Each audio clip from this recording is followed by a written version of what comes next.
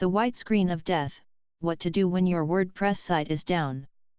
It's every website owner's worst nightmare, and it's more common than you might think. You visit your website, but all the content you worked so hard on is missing.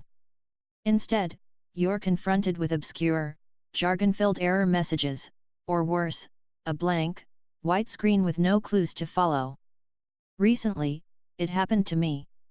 All of my websites suddenly wouldn't load, displaying connection timed out errors instead. I admit I panicked a bit. But I was able to take steps to recover, and I'm continuing to take steps to prevent it from happening again. Your site going down hurts, especially if you rely on it to earn your income. Every moment it's down can cost you sales, leads, and revenue.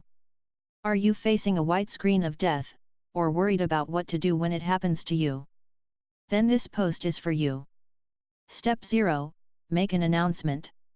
This is step 0 because it's not really a troubleshooting step, but it's necessary nonetheless. When your site is down, it's crucial to keep your audience in the loop. When a visitor goes to your site and it's inaccessible, they get understandably frustrated.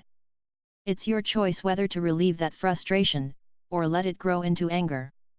If you keep in touch and explain to your audience what's going on and when they can expect your website to be back, they'll be much more patient and understanding.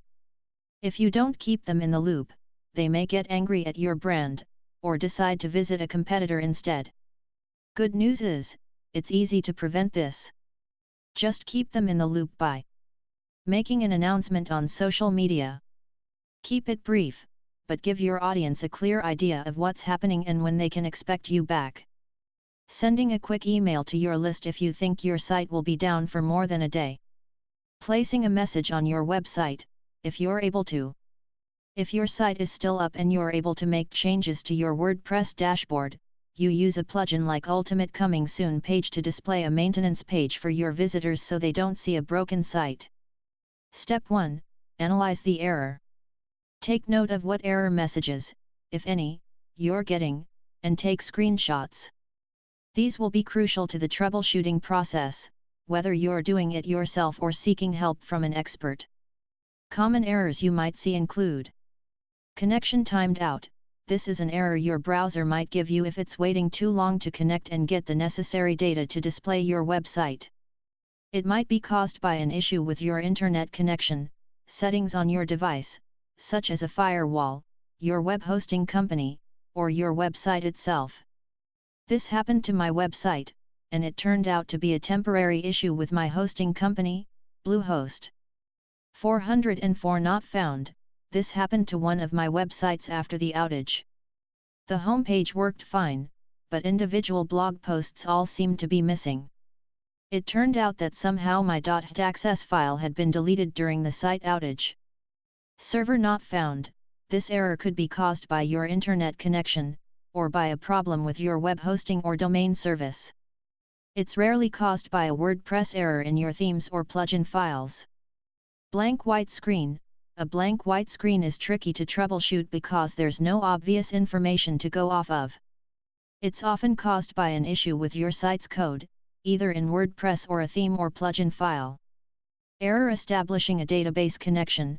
This is a very common WordPress error that's often caused by a problem with the configuration of your wp-config file, such as a wrong database name or password. It can also be caused if your database server is unresponsive for some reason, a problem with your web host, or if your database has been corrupted. Random code errors on your website. Your website might be displaying fine except that it's displaying error codes in some pages or on your dashboard, such as function not found, or unexpected end. This could be caused by a plugin or theme, or by a corruption of your core WordPress files.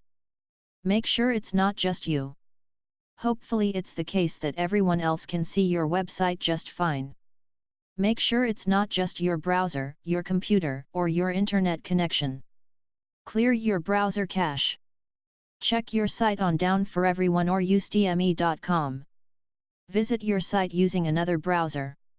Try using a different device, your smartphone, tablet, laptop. Use another internet connection, Wi-Fi, or ask a friend to take a look at it. If your website displays fine on another browser, device, or internet connection, you've identified where the problem lies. You may have to get help fixing your device or connection, but at least your site is still up. Step 2. Troubleshoot WordPress. If the problem isn't with your devices or internet connection, it could be with your WordPress site. Think back to any recent changes you've made. Have you recently updated your core WordPress version? Changed any settings? Modified your functions.php file or any other files? Installed, uninstalled, or updated any themes or plugins? If you can, try reversing any recent changes, or restoring from a recent backup, to see if it resolves the issue. How to troubleshoot WordPress. For general WordPress troubleshooting, first try to log into your WordPress dashboard. If you can't, it may be a hosting issue, and not an issue with your site. However, you should still try the following troubleshooting steps via your hosting account or an FTP client. If you're locked out, check out Vishnu's post on possible reasons for being locked out of your WP admin. Next, try switching to the default WordPress theme to see if that resolves the issue. If it doesn't, then try disabling all your plugins to see if it resolves the issue. If it does, you can re-enable your plugins one by one to pinpoint which one is causing the issue. If a theme or plugin is causing the issue, you can contact the developer for support, and use an alternate theme or plugin in the meantime. How to fix database corruption. Some WordPress issues are caused by a corrupted database. If you're getting a database connection error, and you're sure your login information in your WP config file is correct, you can use a built-in WordPress function to attempt a database repair. Check out Lori's post on troubleshooting when your WordPress migration to a new host becomes a nightmare for a step-by-step guide to repairing your database. Step 3. Check your web hosting. If you've logged into your hosting account and can't find any issues, but your site is still down, or if you can't access your hosting account at all, chances are, the issue is with your web host. You can check out your host's website and social media accounts to see if they've announced any difficulties. You may find out that they're down for scheduled maintenance, and there may be information on when you can expect your site to be back up. If not, the next step is to contact support. Depending on what type of support your web host offers, you may be able to call them or start a live chat to get immediate support, or you may have to file a support ticket.